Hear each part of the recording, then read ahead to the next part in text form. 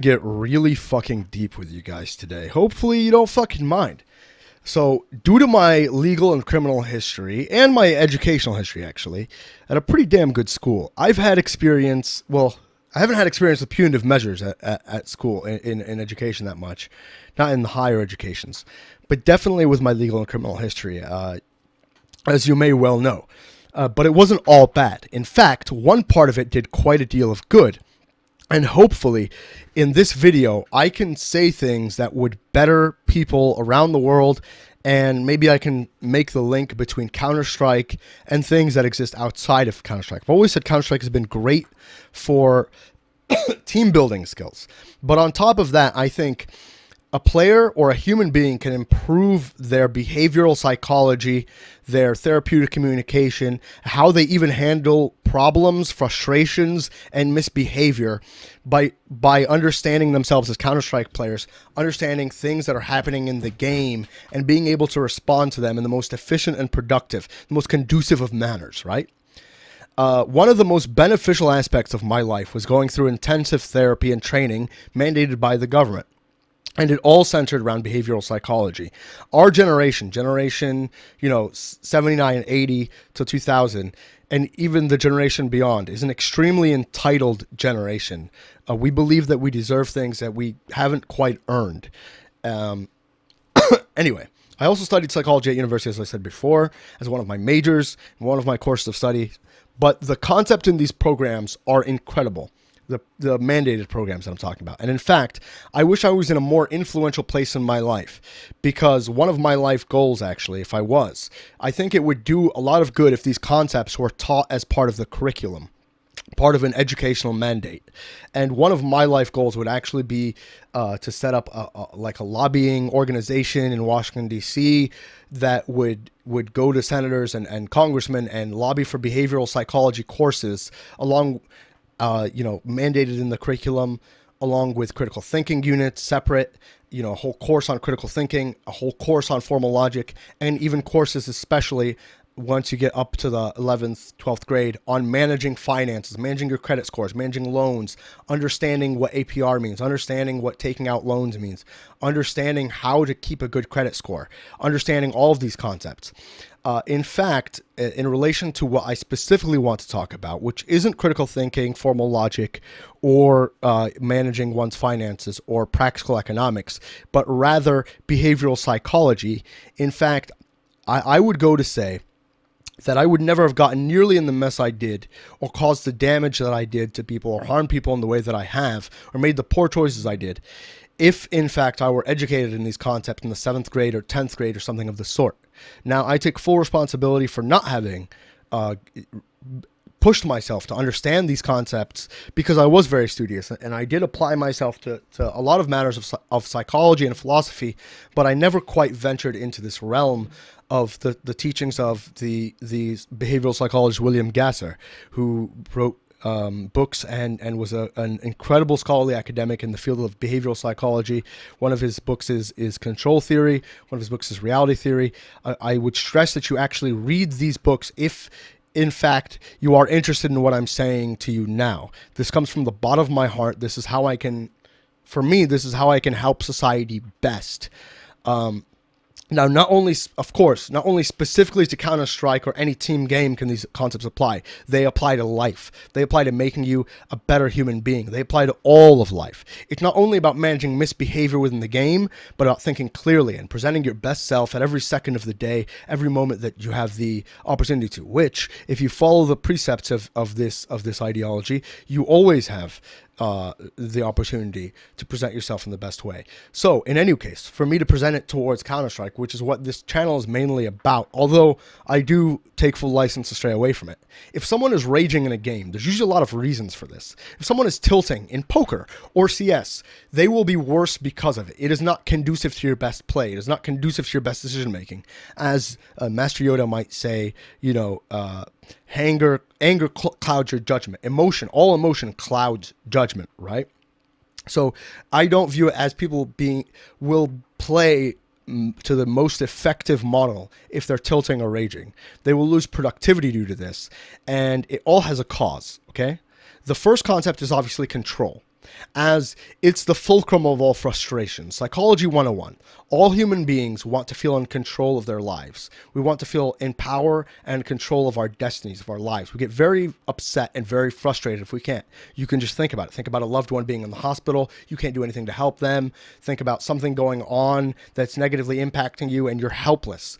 That feeling of helplessness is one of the worst feelings in the world, when you feel like something's going to happen and you can't do anything to stop it or influence it or control it. That's such a shitty feeling, right? It's relieving, however, to feel that you have things under control. Hey, everything's under control. Everything will be fine. Whether things are fine or not, that's under my control. That's a much better feeling than not. Well, even if it's negative. CS is a team game, though. And it's also a game through a client, right? So there are various factors of the game, various aspects of the game that are out of your own control, out of one's control. You can't control your teammates. You can't control the connection. You can't control the reg. You can't control some tournament aspects. But what you can control, what you can always control, this is the basis, the genesis of control theory, is yourself. So it's very important to know that you are responsible for everything you feel, say, think, and do. Ultimately, no one can make you feel a certain way without your consent. No one can make you feel inferior without your consent. No one can make you say things. No one can bait you into acting, misbehaving in a certain way, or bait a response out of you. That is complete and utter non-accountable bullshit. That's what people say when they don't want to be accountable for the fucking shit that they do. It's complete cuntery. What you can do is control yourself. Okay? In this model, you're responsible for how you behave. But the genesis of feeling and saying and behaving is all thought. So the program, the concept, the ideology of control theory aims to attack how humans get into bad behavior, negative, harmful behavior, by changing the way people think. And in the moment, it's not easy to do this even if you're educated on these principles, because we're all emotional creatures. We'd be very educated on these principles, and our emotions just sweep us away despite the fact that we know better. But it's important to remember that unpleasant emotions will accompany negative thoughts. The program actually teaches of a stair step. And this is important because you get to conceptualize where everything fits on the stair step, okay? So let's say when in life you notice something, when something is first brought to your attention, when you first realize your place in the stair step, it's usually on the third step. It's usually the unpleasant emotions that one notices. That's what really jars you and makes you realize, what the fuck, like you're pissed or you're frustrated or you're sad, you're angry, whatever kind of emotion you may feel. And that's actually the exact perfect spot where you can back out of an unhealthy path into tilting or raging or misbehaving in a certain way. All players play better when they are calm and confident, but focused. It's very difficult to focus on the game and what you control in the game when you're constantly instead focused on what your teammates are doing or what's going on that's outside of your fucking control. Ultimately, you might be able to say something, right? You might be able to say something, influence your teams. Hey, why are you guys getting picked? They sit this side. We're down 4v5. But in reality, you'll never be able to truly control them. You can only attempt to influence them, and that's a very frustrating path to take. So if you are to influence your teammates, it's probably best, right, to influence them positively, to make a positive influence, to try to make them feel as comfortable and confident as possible, because that's where players play best, when they feel confident, all players, and then when they feel comfortable. That's part of the issue with why some players' games don't translate from online to LAN. When it comes to a player struggling with the things their teammates do and being frustrated with them, that's all behavioral psychology 101. That's all control. Focus instead on what you can control. That's it. Nothing more, nothing less. And that will make you a better player. It'll get you better results, and it'll even make you a better teammate. It'll make your teammates play better. Now, that's different than being a better educator, I have to add. That's different than being a better coach, right?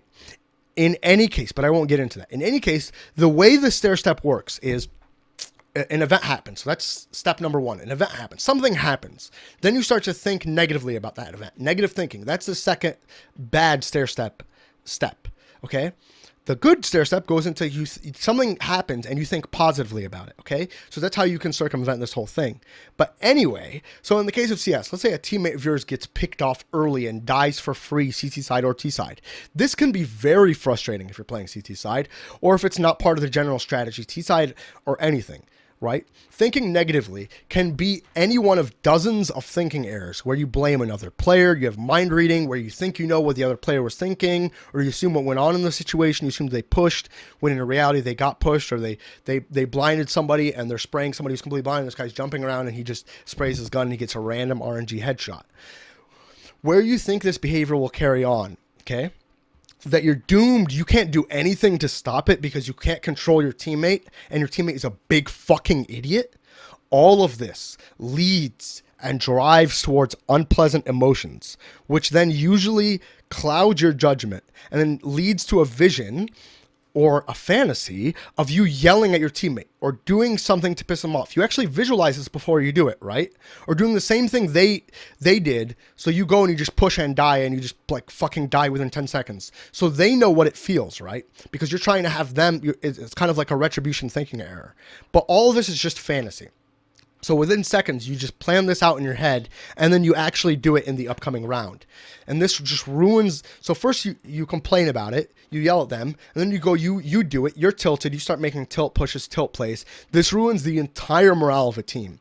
If everyone just focus instead on what they can control, including the positive element of influencing their teammates to feel confident and comfortable, knowing that their teammates will actually play better in this way, then they'd all be playing their best CS. So if you want to be really good at playing your best CS and not tilting, focus on what you can control. Focus on your own game, not things outside of your control.